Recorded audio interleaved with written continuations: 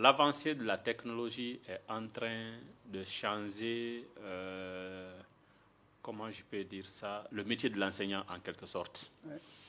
Par exemple, quand je prends un peu l'exemple sur moi, lorsque je faisais le collège, d'abord le primaire, le collège, le lycée, précisément à Massanta, ce n'était pas des fois très facile de pouvoir trouver les documents pédagogiques, les livres, les brochures, ainsi de suite. Ce n'était pas très facile.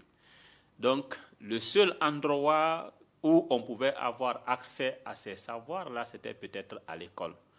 Autrement dit, l'enseignant était le seul détenteur du savoir à l'époque. Ouais. Mais de nos jours, avec l'avancée de la technologie, nous assistons en fait à une démocratisation du savoir. C'est-à-dire qu'on n'est pas forcément obligé d'aller en classe pour accéder au savoir. Je peux ne pas aller en classe. Sur le marché, je peux trouver des livres que je peux lire et puis chercher à comprendre.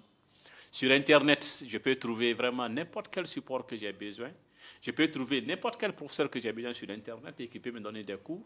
Je peux trouver n'importe quelle école sur Internet aussi, que je peux suivre les cours là-bas et avoir ma certification. Donc, bref, de nos jours, on peut bel et bien avoir une bonne formation sans forcément passer par la classe. Mais une petite précision, cela ne veut pas dire maintenant que l'école n'est plus importante, parce que comme ça, un peu, beaucoup ont tendance à penser. Oui. Ils pensent qu'à partir du moment où on a déjà tout sur Internet, on a déjà tout dans le téléphone, on va chercher quoi à l'école? L'école a encore sa place, mais à condition qu'on revoie nos façons d'enseigner. Si hier, l'enseignant était le seul détenteur du savoir, aujourd'hui, il ne l'est plus.